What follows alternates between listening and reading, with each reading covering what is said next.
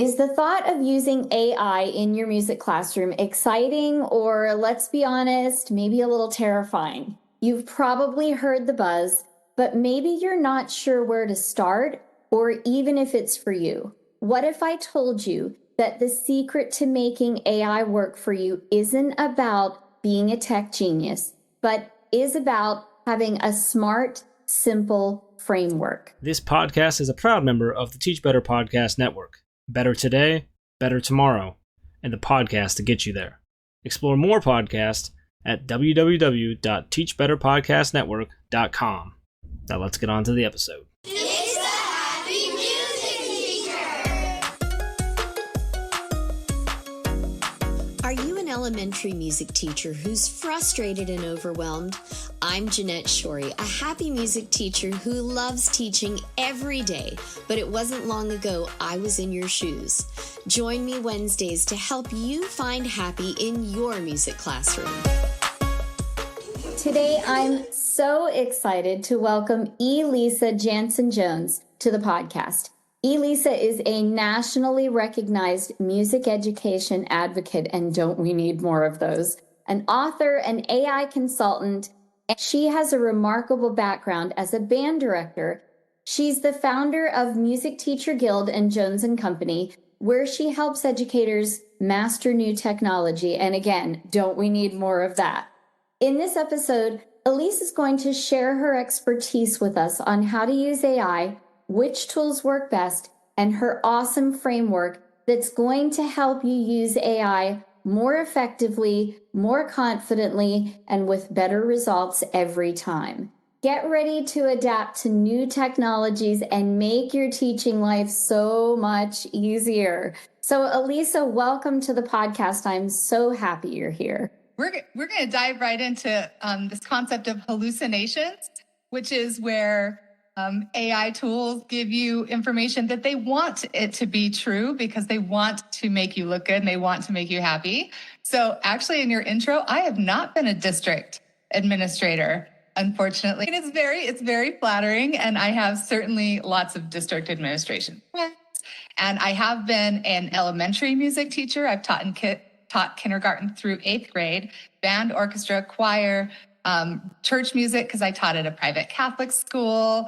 And I've been a community band director as well. So I have actually a more robust experience than you said. Thank you. Thank you for sharing that. And weirdly, I did use AI to write that, but I input all the information that you sent me. So very interesting. And then I did not double check it, which bad on me.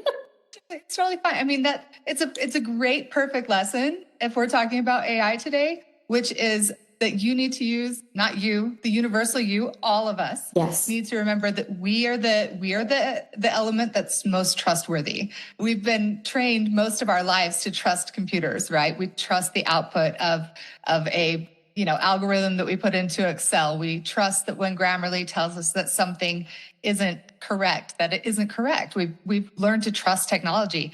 And the world of AI is teaching us the opposite, that we should actually, in many experiences, trust ourselves over the technology.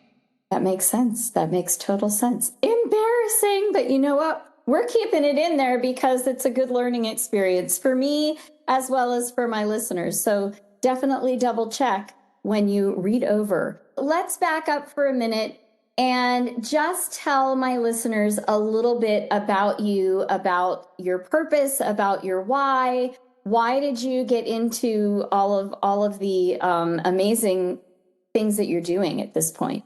I mean, my why is pretty simple, right? I want to help people live better lives. Like it's just that simple.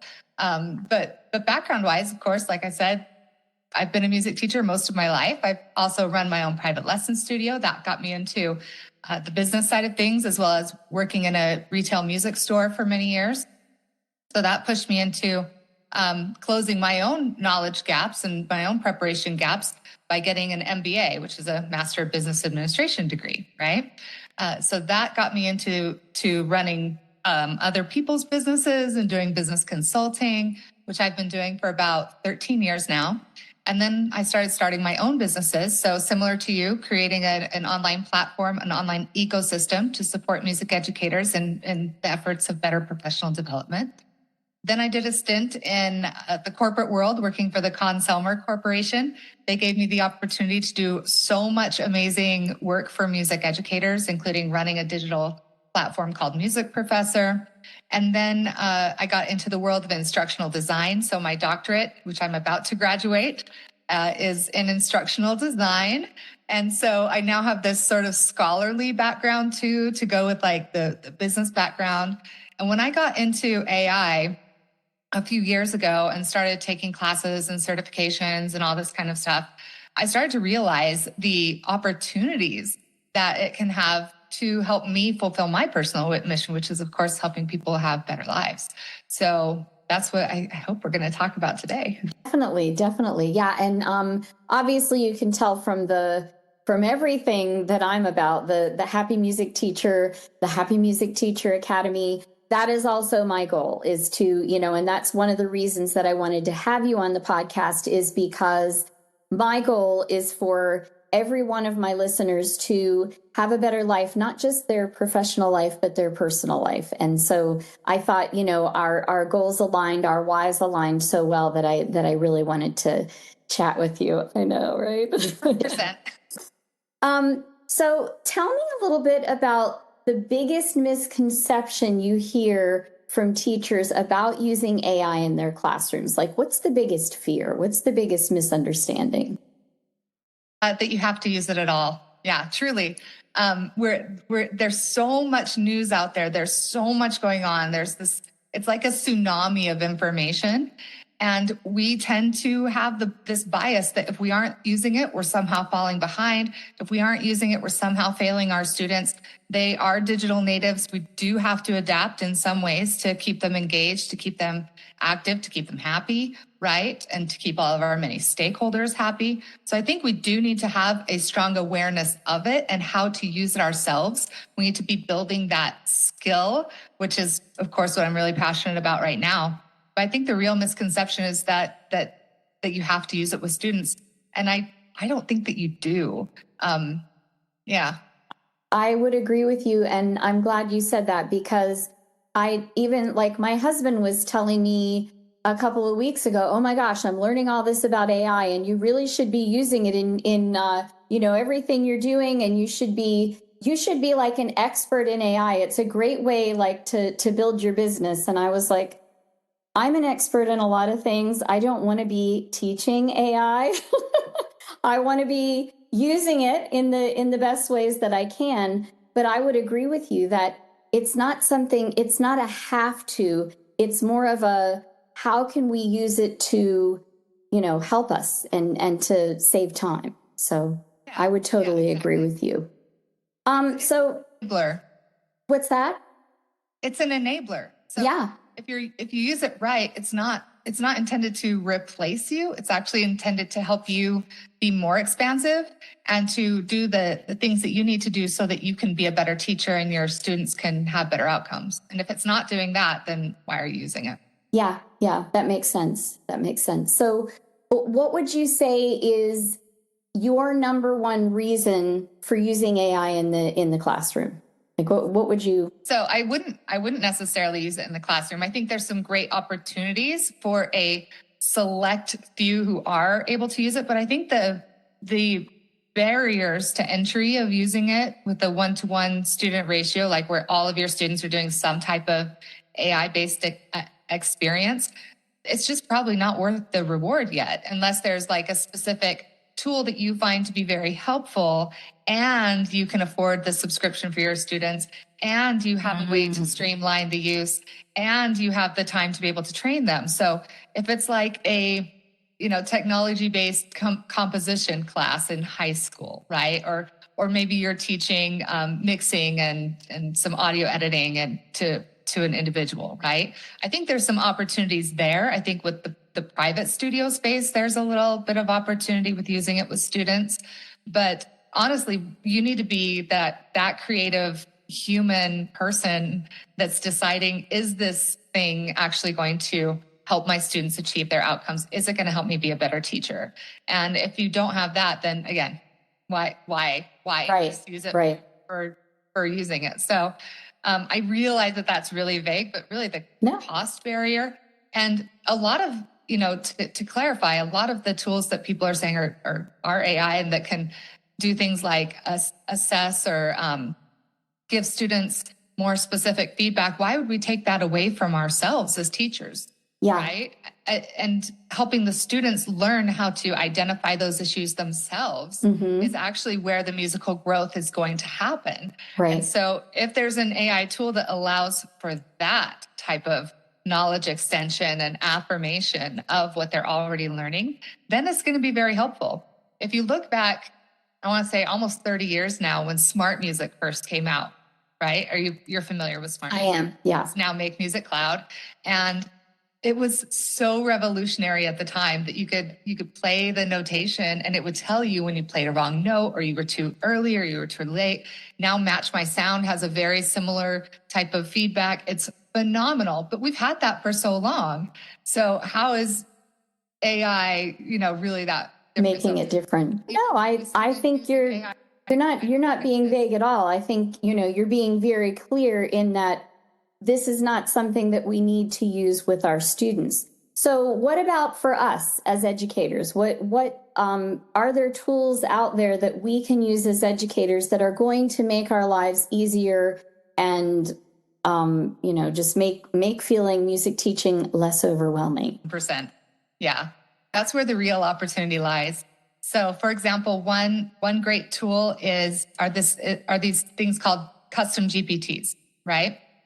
So as a prompt engineer like myself, we can actually create a version of ChatGPT that has that sort of chat-based interface, but has some very specific protocols, some very specific rules. It has a very, very defined job. So, for example, I wrote one called the Music Ed Mentor. I populated it with a lot of my podcast episodes, my workshops, a lot of my writings, my previous books that I've published.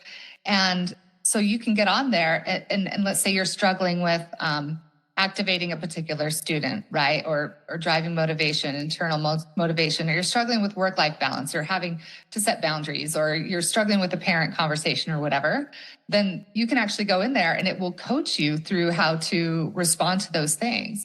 And so that's a great opportunity, especially if you're like, well, I don't feel comfortable reaching out to anybody, or I don't know any other music teachers to reach out to, or I can't trust those online forums, if you know what I mean. Yeah, I totally know what you mean there. Just don't know like what those people's backgrounds are, or if they are even people anymore. Yeah. Anyway, but you can get on there and in some way at least have that extra level of trust versus just asking ChatGPT. So I think for closing your own preparation gaps, I graduated not knowing how to play guitar or ukulele. And so when I got into the elementary classroom, of course I wanted to have ukulele. I wanted to learn guitar. And for me, that was a knowledge gap. So I have actually written another custom GPT called the Guitar Guru that is designed to coach you on guitar specific stuff. Is it perfect? No, because it's AI, right? But can it help people respond in real time with questions? Absolutely. So I think that those are the opportunities. And then, of course, all the stuff that we've already started to explore, which is how do we improve our communications? How do we customize our communications? In my doctoral study, which was all about the instructional strategies, learning activities, competencies, and knowledge gaps in secondary instrumental music education.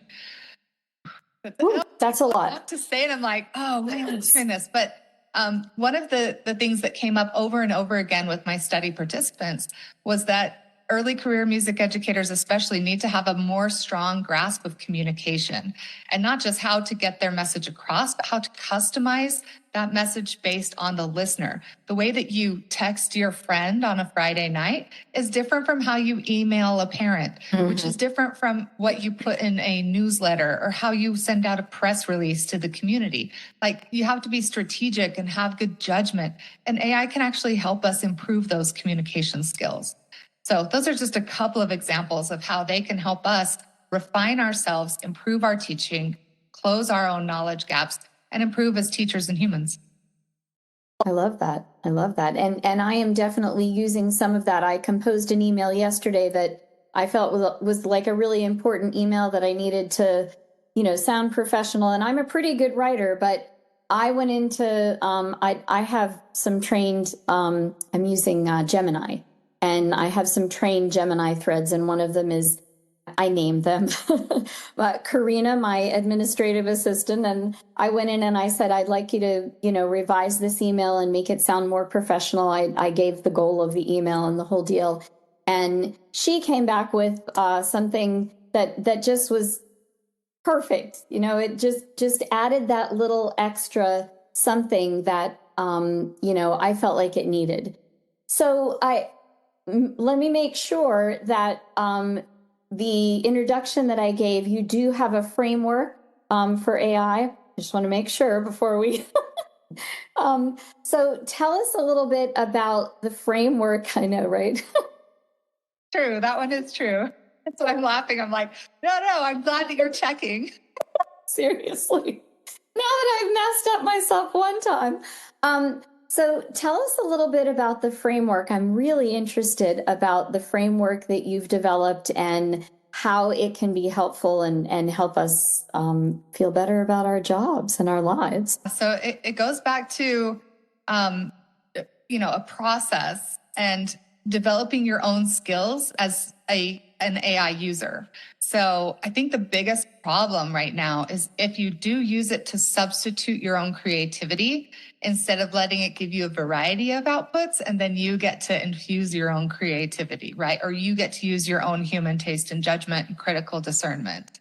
So my framework is kind of designed to help you be thinking a different way about it so that you consistently have better outputs, okay? And most people just, their first time they open up ChatGPT, which is a great tool. Honestly, it's a multimedia. It's great. Most people are starting there, and then they just start with like some questions or, write this email or write this. I mean, we all kind of started that way. Think of it like a beginner using a ukulele for the first time. They're going to pluck around on it. They're going to feel it. They're going to see what it's like, right? Mm-hmm. But then you have to have what I call a C.A.L.M framework is my thing. So C.A.L.M. So C is starting with clarity.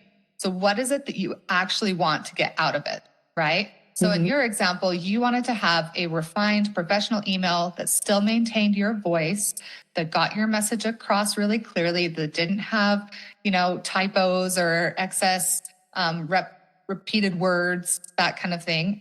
That's my issue is I tend to say the same thing multiple ways. And I think that goes back to my background in private lesson instruction, actually, is having like the same thing that I can say 100 times in 100 different ways. Right. I think that's a teacher thing as well. Like we have to repeat things 8 million different ways so that our kids understand us. That is not just me. No, not just you. So clarity is where you need to have like a good idea of what it is that you want, right? You're not going to be asking a image generator for something that could be done in a text generator. That's an extreme example, but anyway, so getting really clear on what it is that you want as your ideal output. Because without that, how can you, it's like, I want to run a half marathon. Oh, okay. If you know that goal, then you can get there. But if it's like, I just want to run, okay, where is that going for you, right? Anyway, the A is alignment. So once you're clear, then you want to align with a specific tool that's best at that type of output. So you used Gemini, you used a Gemini thread that you have trained to be something specific. So that's a great example. Or maybe you want to use a custom GPT that somebody wrote.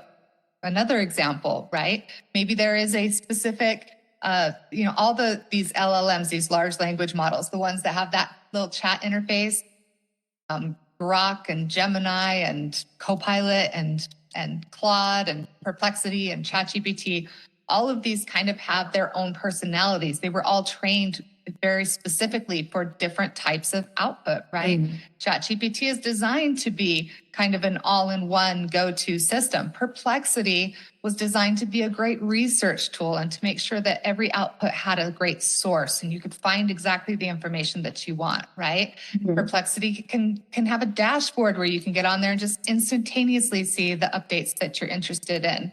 Notebook LM can also be a great research tool and summarize great deals of information and give it to you in a variety of ways. So each tool is kind of specifically designed and trained on its own data sets and its own ideal outputs. So that's where alignment comes in, right? I'm clear on what I want. Now I can align with which tool.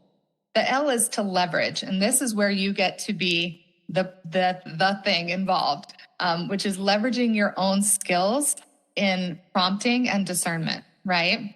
So how are you going to ask that tool? Which prompt frameworks, and there are many, is going to work best for you for that specific thing? So in your case, you went in and took the email that you already had drafted and you gave your prompt a role, right? Be my executive assistant and edit this thing for me, or tell me where I can improve it. That would have actually worked really well as well, because then you're improving your own writing skills as you go by having it assess your writing and feedback. So leveraging is also identifying where to troubleshoot, how to get that type of output you want, doing things like prompt chaining or prompt sequence, which is where I love to do this. You get your first output, and then you ask the AI to assess its first output, right? And you get to learn which things to look for. For some reason, all of my outputs really like to use the word transform or transformative or unlock or spark. So meant, right? Or streamline, and everything's about your workflow. And I'm like, not everybody has a workflow here, right? You know? So anyway, it's to use those skills to leverage your own brilliant human mind in partnership with the AI, not in replacement, right? So once you have done all of that and you have your output, the M is to manifest. So what's the point, right? Now, AI is so much fun. My daughter just got a cat, super cute. Love this kitty cat. And she sends pictures every day. And she sent me one where his eyes are wide open and he looks like kind of scary. So I had ChatGPT create an image where this cat's face is the Eye of Sauron in the Tower of Barad-dûr. That is the kind of nerd I am. I love it. I mean, but so what did I do, right? What is the output that I want? A funny picture where the cat is, the Eye of Sauron in the Tower of Barad-dûr.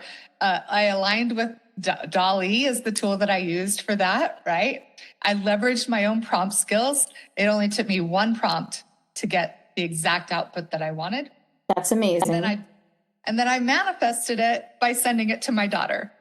And we had a delightful laugh over it. So the manifest part doesn't always have to be, some action, but it's about incorporating it into your life in some way so that it creates meaning, it creates fun, it creates improvements. You didn't just do all of that for nothing, right? So that's the framework, and I bet you can see in your own AI use how you've already kind of been doing it. Yeah. Now, fortunately, I did have the ability to write all this up in a book, which is now published, which when we scheduled this, it wasn't published yet. Awesome. Yeah. So now. What's the book called? Published. How can we get it? You'll all love it because it's called Prompt and Circumstance, like the definitive guide to using AI confidently and with better outputs, that kind of thing. And it's on Amazon. I also just did a live workshop last week, the week before we're filming this.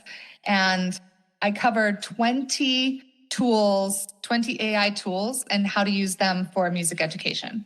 So that live workshop is now recorded and we have it populated in a online course. So you can sign up for that online course, watch the replays, get all the links, get all that great information if you want.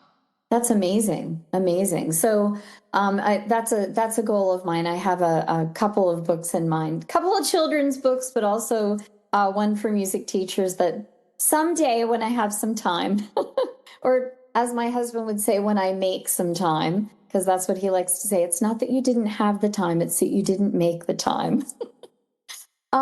So can you give us just a couple of tools besides, the obvious Chat GPT that we all know and love? What are some other tools for music teachers that we might be able to find useful? Sure. So some of my favorite ones, I absolutely love Perplexity for the research opportunities that it has, so that I can just get on there and have like a dashboard. Of course, I like to stay up to date on AI trends. So I use ChatGPT Task. It's not something that you can, there's no button to click enable task or anything like that, but it will send you a notification at a certain time of day with a specific output. So twice a day, I get an AI update on the latest trends, surprising things that are happening, or newest fandangled things happening in the world of AI. So ChatGPT is great for that. It's great for creating those custom GPTs. I so want to do a workshop where I teach everybody how to make one that is like a parent communication tool that's specific for your school, your program, so that when a parent has a question, you're not getting flooded with emails necessarily. They can just go and ask this custom GPT and it's going to give them that exact output, right? Well, what if my son can't attend the concert? There's exactly what you need to know, right? Right. What time is the concert next Thursday? There's what you need to know. So basically taking your school handbook and creating a custom GPT for it. I think there's some great opportunity there. Claude is my absolute go-to, 89% of the time, maybe even over ChatGPT these days. And it has this ability to create an interactive artifact, is what they're called. If you just Google Claude artifact, I created one the other day that is a career timeline of my career, since I have so many overlapping pieces, right? Mm-hmm. 5 years ago, I was doing my own podcast, the Music Ed Mentor podcast, which I haven't done since 2021. I was conducting my community band. I was teaching private Catholic school, kindergarten through 8th grade. I still had 3 kids at home, which now two of the 3 are in college. And I had just so much going on. Oh, and then I was doing all my own, PD stuff, workshops and speaking engagements and things like that. So I created an interactive thing that people could see, by clicking on the different roles and see what they overlapped with and things like that. And it pops up and it says, here are the different things that I was doing during this specific time. And then the button will say wow, goddess power, or that's so awesome, or kind of lazy this time, or, anyway. But you can code all of that just by prompt engineering and just say, create an interactive dashboard to show, this data. It can automatically calculate things for you. I created one that was paired with a client proposal, because now I do AI consulting for companies and individuals and stuff like that. And I needed to give them a client proposal, and I turned it into a clickable menu. So they could just click which services they wanted to use, and it automatically calculated a price at the top. So wow. Yeah, Claude is absolutely fantastic. And I think it's a better writer, actually, than ChatGPT. And it's a lot better at giving feedback. And it was designed to be the most ethical AI. So if you ask it something that it thinks is an ethical gray area, it's going to tell you, and it's not going to do it for you. Wow, that's very cool. I like that. What about, you mentioned, and I can't remember what the name of it was, the picture that you made from your daughter's cat. What was that tool? So DALL-E is by OpenAI, which is the same company that does ChatGPT. They also have a video generator called Sora, Sora, and they're both accessible right from your ChatGPT dashboard, as is Codex, which will write code for you if you're like, hey, I'm building my website and I need an iframe for this specific thing. It can actually write that HTML code for you, or Whoa. CSS or whatever. So, but DALL-E is just built into ChatGPT. So if you say, create an image of this cat's face in the tower of our door, blah, blah, blah, then it will just output it right there. And then you don't have to go back through your chats to find those images. You can find them in your library, which is on the left-hand side of the screen. That's nice. Yeah. As an avid outdoors person who also likes to think of herself as a woman of sophistication at times, I decided that I wanted to design my own line of athletic clothes for elegant women, right? Because a lot of like the mountain biking clothes for women, I'm sorry if anybody else is listening to this who's like, but I love those patterns, right? Like they're baggy bike shorts that have like really bright colors and stuff. And I'm like it's black, white, red, tan, blue. Like that's all I wear. Mostly it's black and white, right? So I'm like, I am never going to wear baggy bike shorts that don't flatter my figure, that are not meant for a woman's body. And so I used DALL-E to create a series of images to show exactly what I'm thinking when it comes to like higher end women's performance athletic wear. I love it. It was really fun. Sorry, I totally went off there. No, that's awesome. That's awesome. Grievances towards women's mountain bike clothes. Right? I mean, can we just air our grievances towards many types of women's clothes? All the amount of baggy clothes that are out there right now that like just don't flatter your figure at all, and you try it on and you're like, oh my gosh, I look terrible. And then you're thinking it's you, but really it's not you, it's the clothes. I have a woman's figure. Same. I mean, maybe we should also ask ChatGPT, like, how do we help the younger generation get over this like holy jeans epidemic, right? No. Totally get it. So anything else? Any other tools? I know for me, I've been using Gamma a lot. Do you use Gamma for presentations? And Yep. Canva, I love my Canva, and I love like now you can type in there and say, give me a I can't think of a good prompt right now, but give me a picture of a teacher who's teaching ukulele to her class or something like that. It doesn't always come up with what you want it to, and probably because I'm not a prompt engineer and I'm just kind of playing with things, but You are. Anytime that you prompt, you have to see yourself. You are literally engineering the output through your prompting. okay. So I'm going to contradict you and say you are a prompt engineer. And I have not used, I've tried out some presentation software, but for me, I haven't found that it's improved my workflow. Right. And part of that's just because I'm really particular about how my slide decks look and feel. And also, I'm very careful about automations. I want to keep an eye on what it is that is going out there. I want to make sure that I have that critical discernment, that human element involved in it. And I have tried out the Canva images. I think that there are better tools. I think Adobe does a great job. Adobe Firefly. It's a paid subscription, but you can enter in your prompt and it will give you 4 outputs to choose from. Nice. Yeah. So you can actually pick which one is best. I think that DALL-E does a great job of image generation. Of course, Sora will do image or video. There's one that I just tried out the other day that was actually pretty good. I think it's called Leonardo.ai. Oh, I've heard of that one. Yeah. And it's a little more like if you're on the techie side of things, you're like, ooh, I wanted to go. Then that's good. Of course, a lot of Midjourney was the first one that came out, and it's constantly being improved. I haven't gotten too into that one just because I haven't, right? I'm pretty satisfied with the image generating tools that I have, and they are all getting better exponentially. And the more that they're used and you have those different outputs to choose from, that's actually training that model. in what is working better. Right. That's what I end up doing in my prompt engineering is I don't just take the first output. I like to ask it to give me options. Give me 10 options of this thing.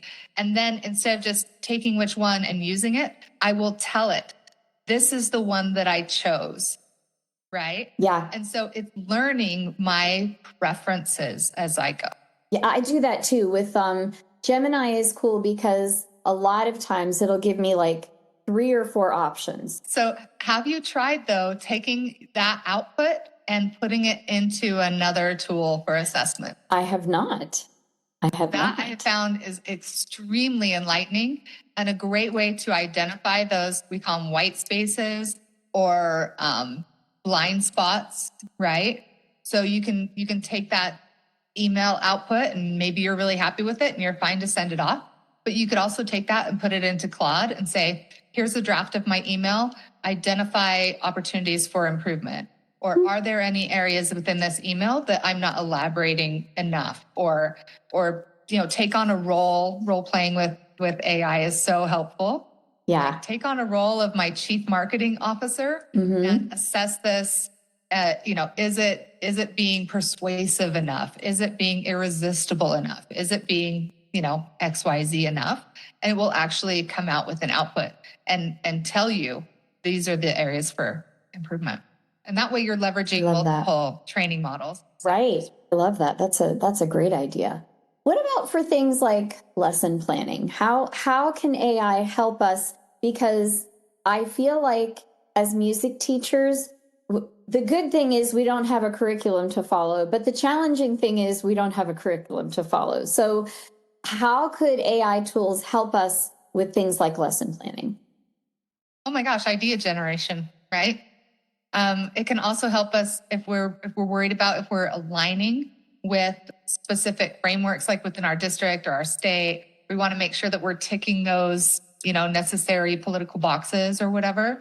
It can assess your existing lesson plan and look for opportunities. You can actually do this. If you're worried about your own, let's do lesson planning and then we'll talk about rehearsal improvement. Okay. So with lesson planning, asking for ideas. So I teach elementary music. I would love some ideas of 9-week units that I could be teaching over the course of an entire school year. Give me a list of opportunities and it will come out with like world music, history of music of different cultures. It's going to come out with like a ukulele, a singing of whatever, right? And then it's going to truncate it. And it's going to give you like 5 or 10, usually 5, because that's how many bullet points it likes. It likes to be symmetrical, I guess. And then you can ask it for more. Well, is this list exhaustive? No, this list isn't exhaustive. Can you make it exhaustive? Give me every idea. And then you can go through and go, oh, I haven't done that one before. Oh, that's a great idea. And then you take those and ask it to expand by offering ideas for lessons that are specific for this topic for this age group. And it can even go deeper into offering you specific, resources and songs that are going to reinforce those specific topics. So I think when it comes to like ideation, it can be very good. And as long as you are still being the boss and the creative expert behind it, who's using that, again, critical discernment, human taste and judgment. It can also help you be more, consistent. I know for me, I'm so like ADHD and like I do things different every single time, but I use AI to help me be more consistent.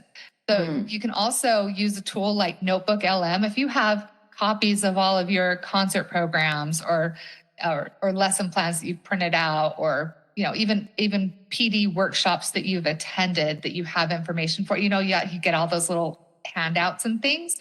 You can put all of those into Notebook LM and then ask it to pull from that information and give you ideas of lesson plans or apply that information. And if you want to listen to that on your drive into school, it will create you a little custom podcast. Oh my gosh. Yeah, totally wild.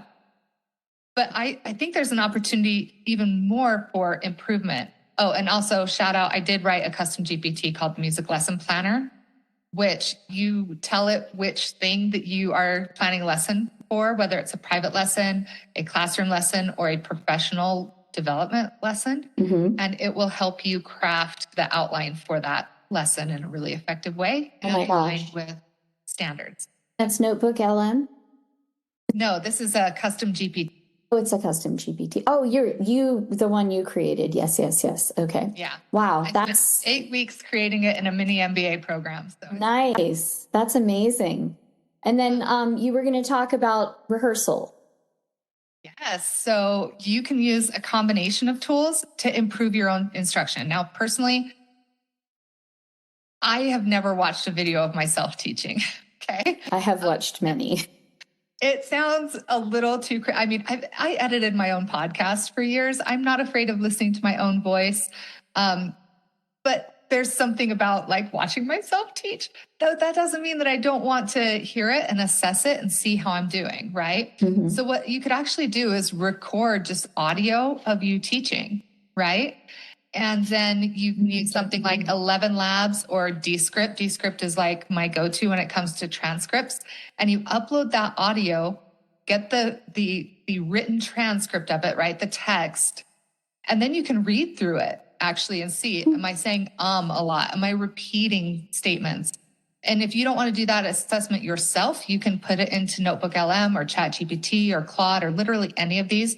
You can input a lot of those rehearsal texts now, those rehearsal transcripts, and ask it for its unbiased opinion and say, am I having a strong flow in rehearsal? Where are the areas that I'm having too much downtime? Are my students being active?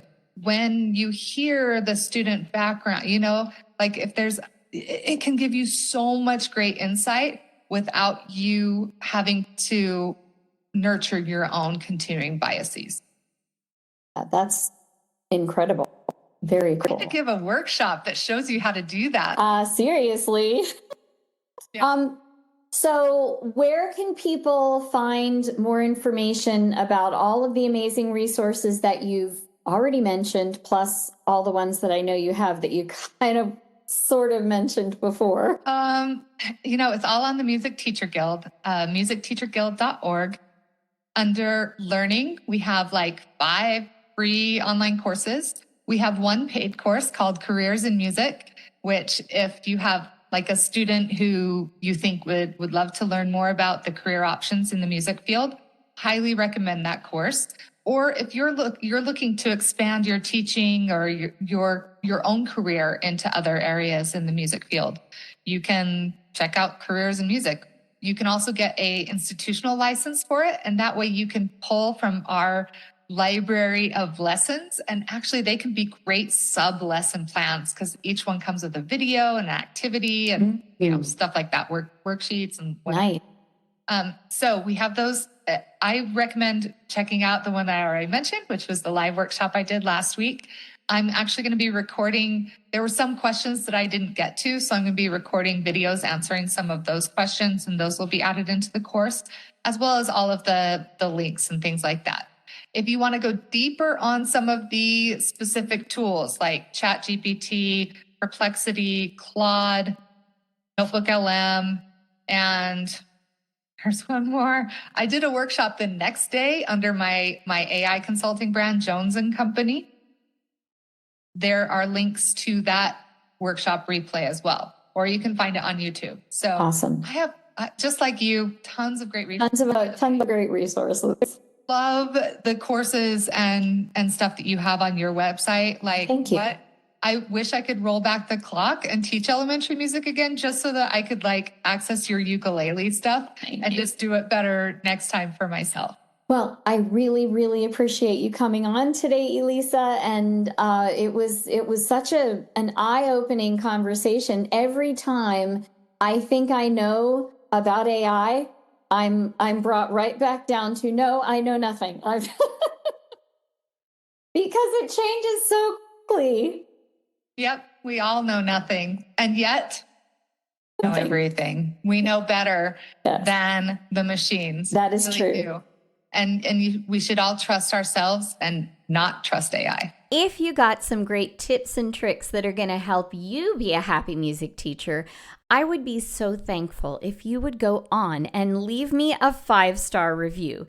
Well, that's all I have for you today. But before I go, I want to remind you, keep learning, keep growing, and keep being fabulous you.